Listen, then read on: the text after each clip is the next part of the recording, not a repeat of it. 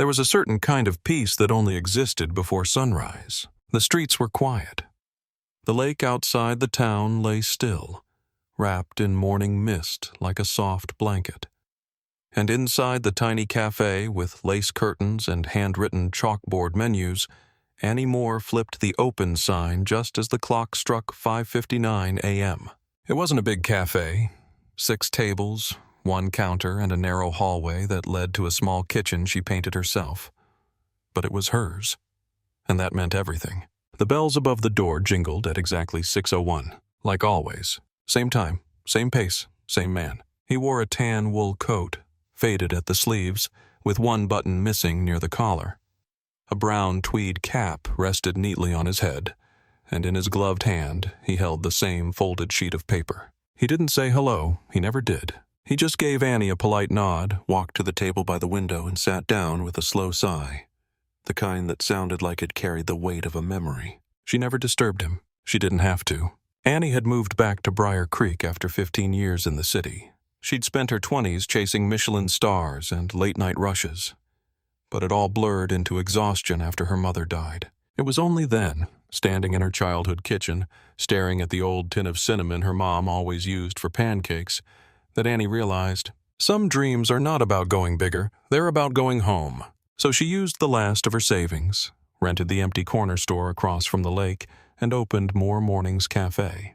No Wi-Fi, no espresso art, just warm coffee, soft music, homemade jam, and peace. The man at the window table came the first week she opened. He didn't order anything, didn't read the paper, just unfolded that same letter, or maybe it was a menu or a note, and looked out the window like he was waiting for something, or someone.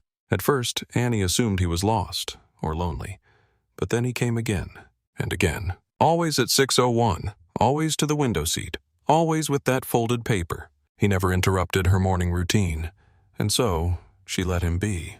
But every now and then, when the sun lit the golden trim of the lace curtain just right, she caught the smallest twitch of a smile on his lips, like whatever was written on that page had whispered something only he could hear. One morning, as she poured water into the kettle, Annie noticed the table was empty. 6:01 passed, then 6:05, then 6:20. The bell didn't jingle, the man didn't arrive. Maybe it was just the weather. The snow had begun to fall thick overnight, but even still, something in her chest shifted, the same way it does when a familiar song skips just before the chorus. The next day, he didn't come either, nor the next. By the 4th day, Annie stood outside the cafe, arms crossed, watching the empty sidewalk with a tightness in her throat. She didn't even know his name, but his absence had taken up space, like someone had turned down the brightness of the morning. So she walked to the grocery store, then the post office, then the little library near the school, asking in quiet tones, "Do you know an elderly gentleman? Tweed coat, tan gloves, always carries a piece of paper?" Most just shrugged, but the woman at the pharmacy knew. "Oh, Mr. Everett, he's in the hospital. Took a fall last week on the ice outside the chapel." Annie's hands tightened around her scarf. "Is he okay?" The woman hesitated. "He's stable, but he hasn't had many visitors." That afternoon, Annie baked a batch of cinnamon scones, her mother's recipe, and wrapped them warm in parchment. She asked the nurse at the front desk for permission. She didn't know if he'd want a visitor, or even remember her, but when she stepped into the room, he was already looking at the window. Like always, his eyes turned when he heard her. Faint recognition flickered. A breath caught. "You're the girl from the cafe," Annie smiled softly. "I brought breakfast." He gestured to the chair beside him, and she sat. The silence between them felt familiar, not awkward, just quiet. "I was worried," she said finally. "You never missed a morning." Mr. Everett looked down at his folded hands. "It's a routine, not a habit." She tilted her head. "There's a difference?" He nodded. "Routines are promises, to yourself or to someone you've lost." He reached into his bedside drawer, pulled out the folded paper, the same one she'd seen every day. He handed it to her. "Go ahead, read it." Her hands trembled slightly as she opened it. Inside was a handwritten note, faded, creased, but clear. "Meet me by the lake window, 6:01 always. Ruth." Tears stung her eyes before she realized they were even there. "Your wife?" He smiled, soft, distant. "Every morning for 40 years we met at that window, even when she got sick. She made me promise I'd keep coming, just in case. she ever showed up again. Annie couldn't speak, so she did the only thing she knew. She placed the still warm scones in his hands. "We'll keep your seat warm." The next morning, the cafe opened at 5:30 a.m. There was no announcement, no social media post. Just one flicker of light through the window, and the smell of cinnamon blooming through the snowy street. And on the corner table, his table, was a simple white card that read, "Reserved, always, for Mr. Everett." Beside it, a folded napkin. And next to that, 2 warm cinnamon scones, one with a bite already taken, the way Ruth, his wife, always did first to make sure it wasn't too hot. He had once said with a fond laugh. Mr. Everett wouldn't be back for another week, but Annie kept the table set anyway, every morning. Same spot, same hour, same seat. Customers began to notice. At first, no one asked. They sipped their coffee, eyes drifting curiously to the neatly kept table, wondering who it was for, or who it used to be for. And then, one morning, Mrs. Delaney, the retired school librarian, leaned in and whispered to Annie, "That's the man who lost his Ruth, isn't it?" Annie nodded gently. Mrs. Delaney placed her hand over her chest. "He used to bring her books of poetry, sat right there and read to her until closing." Annie smiled. "He still comes, every morning, even when she can't." By the end of that week, someone had left a tiny bouquet of lavender on the table. The next day, a folded napkin with a quote. "Some people leave without ever truly leaving." And then a small, hand-drawn picture by a child. 2 stick figures sitting at a cafe table, holding hands in the snow. Annie didn't say a word. She just made sure the vase was always clean. The napkins were freshly folded, and the scones still warm. When Mr. Everett finally returned, the cafe fell silent the moment he stepped inside. The bell jingled softly. He stood in the doorway, looking thinner, slower, but his eyes scanned the cafe with familiarity. And then he saw it. His table, the card, the flowers, the napkin with the quote, and the scone, missing the tiniest bite. He walked over with trembling hands. He didn't sit. He just stood, staring. And then, for the first time, tears spilled down his face in public. But no one looked away. No one judged. Instead, one by one, people rose to their feet. Not like a ceremony, not like a show, but like a tribute. After a long moment, he turned to Annie, voice rasped and full. "You kept your promise," she replied softly. "I kept hers." From that day on, 5:30 to 6:00 a.m. became known quietly in Briar Creek as the window hour. The cafe wasn't officially open yet. The lights were dimmer, the music softer, the air full of memory.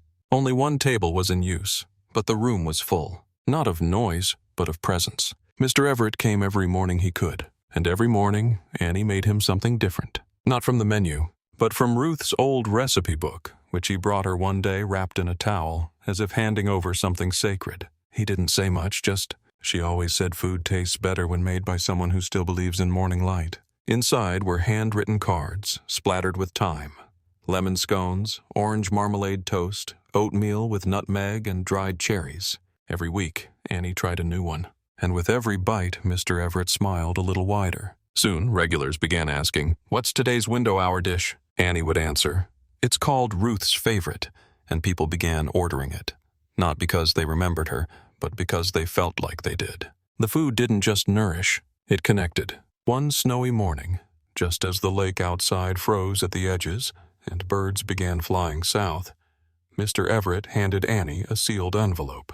"In case I miss a morning," he said, eyes twinkling. She hesitated. "Is everything okay?" He nodded slowly. "I'm just tired, but I'm full." He placed the envelope in her hand and added with a gentle squeeze, "Keep the mornings warm, won't you?" The next day he didn't come, nor the next. And then the call came. Mr. Everett had passed peacefully in his sleep. No pain, no regret, just quiet. And beside his bed, they found the same folded paper he had brought every morning. The promise. "Meet me by the lake window, 6:01 always. Ruth." Annie opened the envelope the day of his service. Inside was a short note written in shaking handwriting. "Dear Annie, thank you for making a little space in the world feel like home again. You didn't just serve coffee. You served memories. You gave me back mornings I thought I had lost.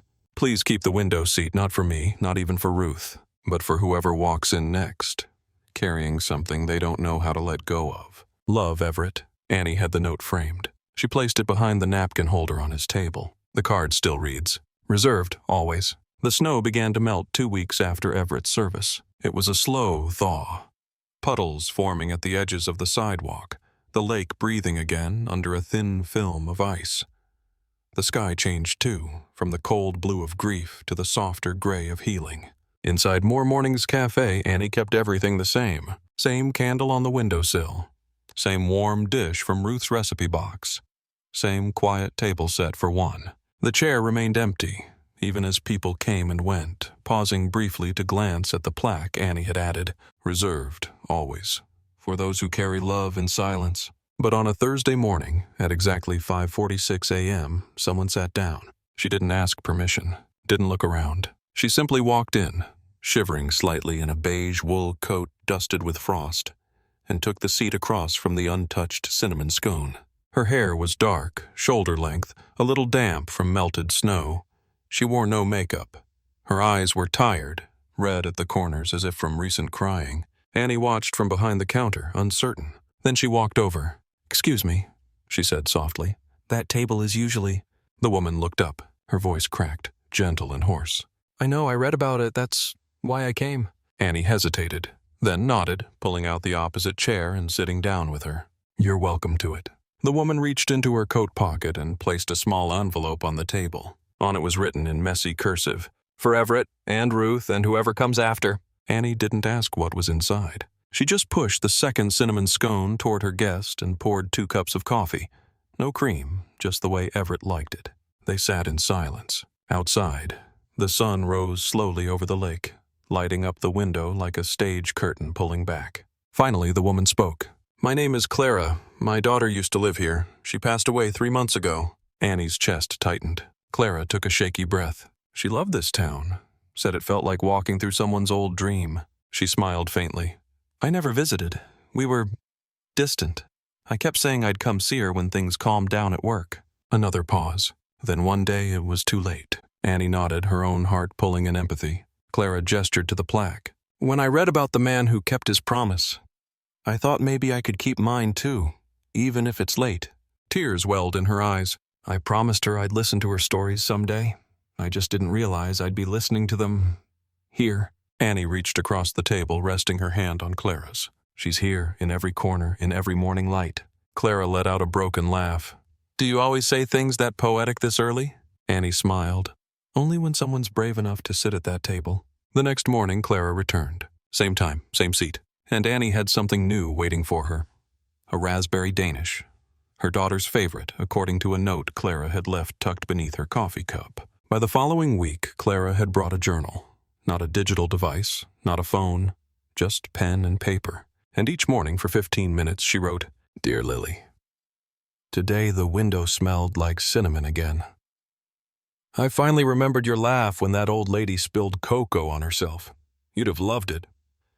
It snowed again, but the lake is breathing.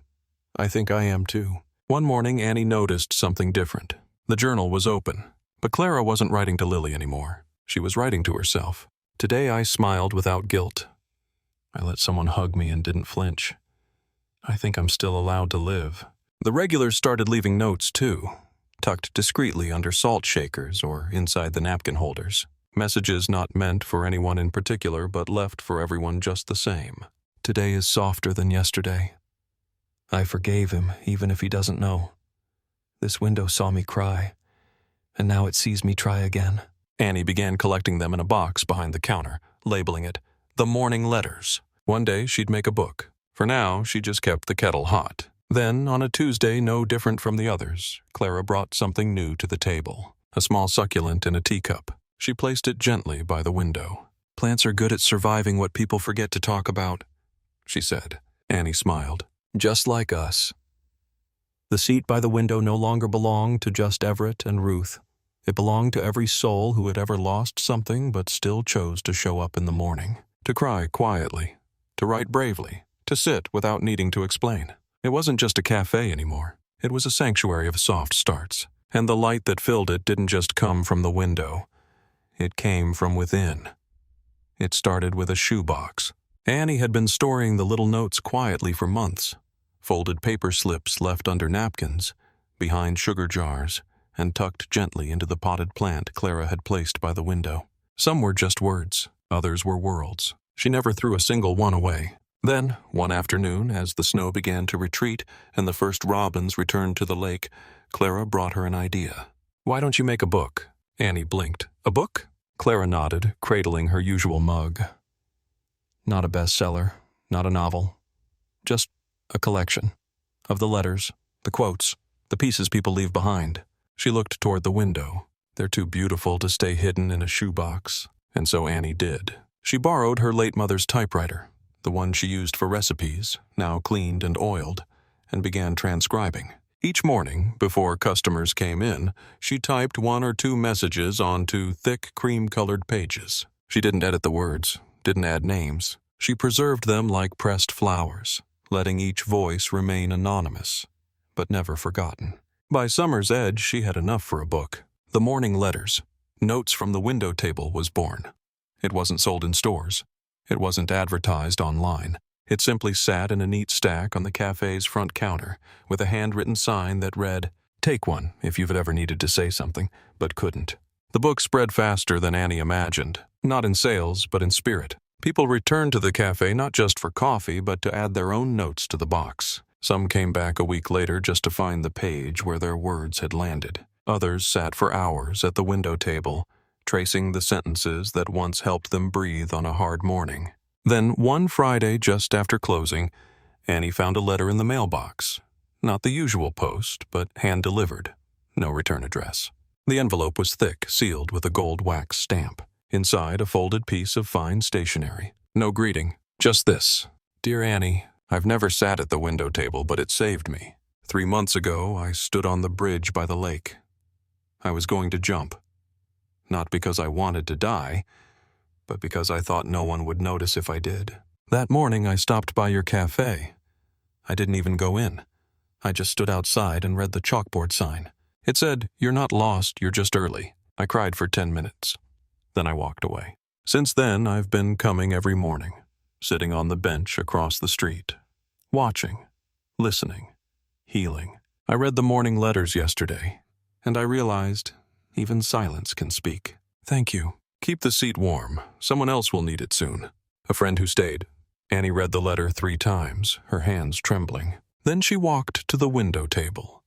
The plant was still healthy, the candle flickering low, and on the seat cushion, the light from the setting sun made the fabric glow gold. She placed the letter beneath the vase and rewrote the plaque. It no longer said, "Reserved, always, for those who carry love in silence." Now it read, "Reserved, for anyone who needs a reason to stay." From that day forward, something shifted, not just in the cafe, but in the town. People began dropping off small tokens, a pair of ballet slippers from a retired dance teacher, left with a note. These carried me through grief. A tiny photo of a couple in their 20s, dated 1974, labeled, "She said yes at this table." A blue ribbon, from a boy who had won his first spelling bee the same week he lost his father. He wrote, "I didn't know whether to cry or celebrate, so I came here."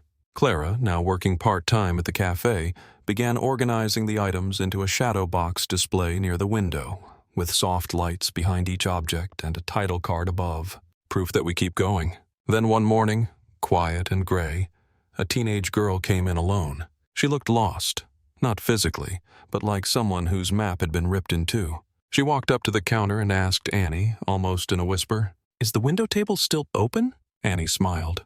"It always is." The girl sat, read from the book, didn't speak. But when she left, she tucked a silver bracelet under the napkin holder, engraved inside, "Still breathing." Annie didn't need the girl's name. She just lit a new candle that night and wrote a fresh note on the chalkboard for the next morning. "You've made it to another sunrise. Let's have coffee." The cafe wasn't just a place to eat anymore. It was a place to stay, to heal, to whisper truths too fragile for the world outside. And at the heart of it all was a simple table by the window. Not magical, just held with care. The sign went up 2 weeks before the date. "You're invited. First annual morning cup. A celebration of staying. 5:30 a.m. sharp. Window table reserved for everyone." Beneath the chalkboard letters, Annie drew a steaming mug with a heart in the foam. The heart looked slightly lopsided. She didn't fix it. Because it felt real. By then, the cafe had become more than a morning ritual. It was a ritual of memory, a museum of resilience. People drove in from out of town just to sit at the famous window table. Tourists took photos, but they always did so quietly, like they were inside a church. Clara printed new copies of the morning letters every month, and customers left with dog-eared pages, pressed flowers inside, or their own editions scrawled in the margins. The shadow box beside the table was now full, so Annie had started a second. She called it Volume 2, We Are Still Here. And so, on a crisp October morning, exactly 1 year after Everett had first walked through the door and sat silently at the window, the cafe opened early. 5:00 a.m. The lake was glass. The trees were golden, and the window table was decorated with a white linen cloth, 2 coffee mugs, 1 floral, 1 plain, a single white rose in a bottle, the original note, "Meet me by the lake window, 6:01, always, Ruth." It was exactly as Everett would have said it. Annie stood behind the counter, apron tied, heart racing. She wasn't sure how many people would come. By 5:15, every seat was taken. There were teachers, veterans, a bakery owner, a librarian, teenagers, a bus driver, a retired firefighter, and Clara, of course, carrying a tray of warm raspberry danishes. Each person wore a sticker, still standing.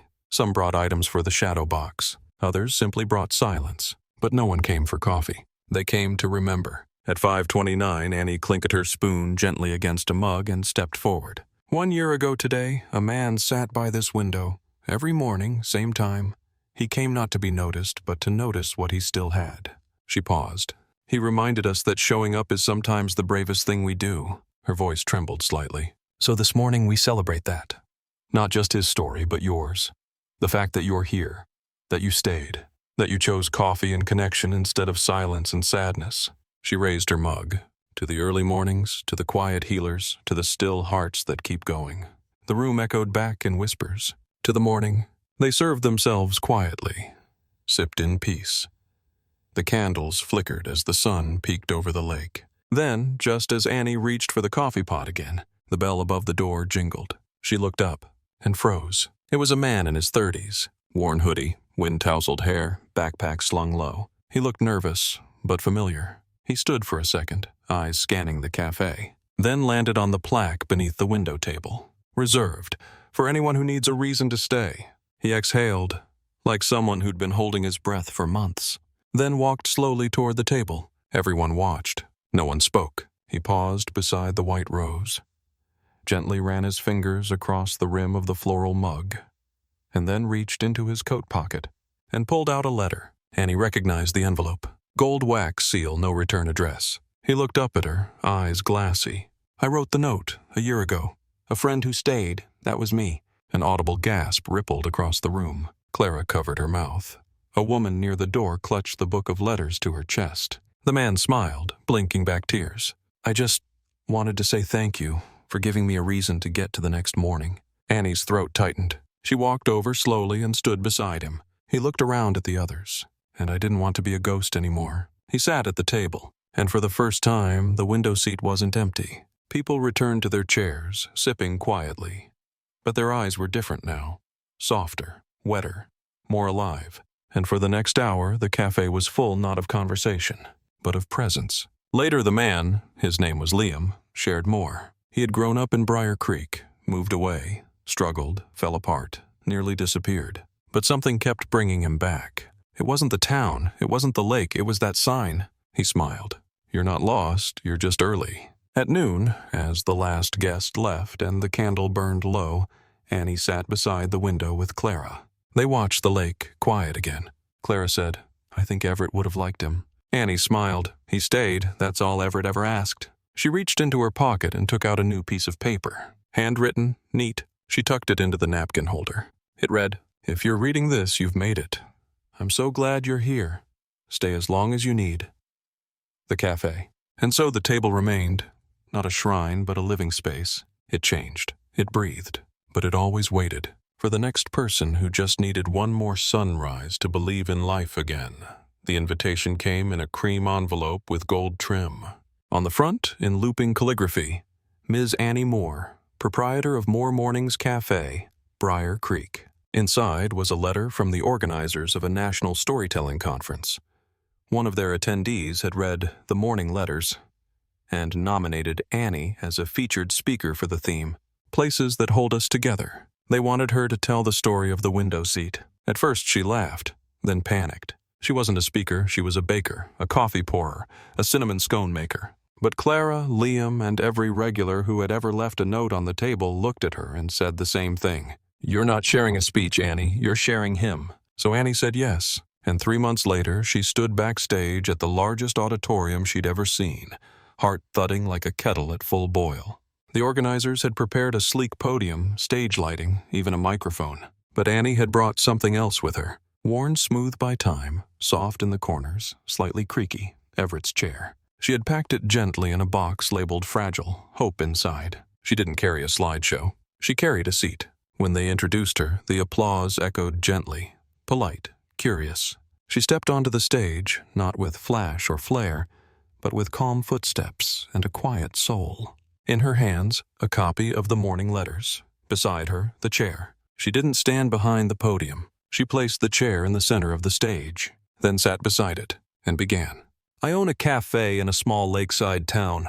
We don't serve lattes with art or offer Wi-Fi passwords, but we do serve scones, and silence, and a seat by the window." A few chuckles, some nods. "1 year ago, a man named Everett came every morning at 6:01. He didn't order. He didn't speak much. He just sat at the same seat, looking out the window, reading the same note." She held up a facsimile of the note. "Meet me by the lake window, 6:01, always, Ruth." A hush settled over the room. He was waiting for a love that had already passed, but who never truly left. After he died, we kept his seat. And people kept sitting with their pain, their journals, their secrets. She paused, then added, "This chair, it's his, and now it's yours." She gestured gently to the crowd. "It's for anyone who's still showing up, even when they don't know why." A woman in the second row began to cry silently. "I didn't come here to talk about grief. I came to show you what it looks like to live with it gently, together." She read from the morning letters, a handful of anonymous notes. "Today I got out of bed. That's enough. I forgave my mother. I didn't tell her, but I did. I used to sit in silence. Now I sit in sunlight." Each one landed like a soft breath in the room. Then she stood, walked behind the chair, and placed her hands gently on its backrest. "If you leave here with nothing else, let it be this. Some seats are not meant to be filled by a person. They are meant to be held until someone needs them. So make space, at your table, in your cafe, on your train ride, in your office, in your home. Leave one chair open, because someone out there just needs to know that they still belong somewhere." The standing ovation wasn't loud. It was long, not thunderous, just steady, like rain that knows how to listen. After the talk, attendees lined up, some to hug her, some to whisper their own stories, some just to touch the chair. One man asked, "Do you sell these books?" She smiled. "We don't sell them. We give them to people who need them."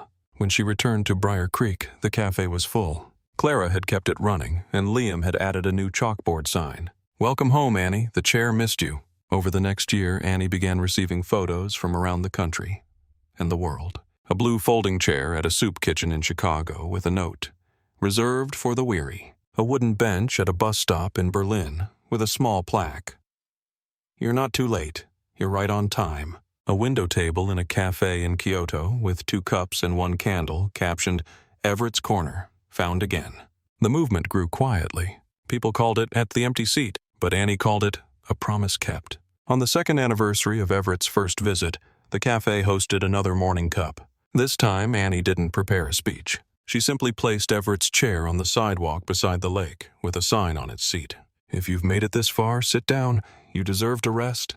People did. Some for a moment, some for an hour. One woman brought a newborn and whispered, "This is his first sunrise. I wanted it to be beside someone who never stopped watching." And so, the little cafe that only opened in the morning became a home for all hours of the heart. Not because it was famous, not because it sold books, but because it remembered. And the window seat, once just a place to sip coffee, became a quiet lighthouse. For the lost, for the healing, for anyone who needed a reason to keep showing up. We don't always need answers. Sometimes all we need is an empty seat that waits for us.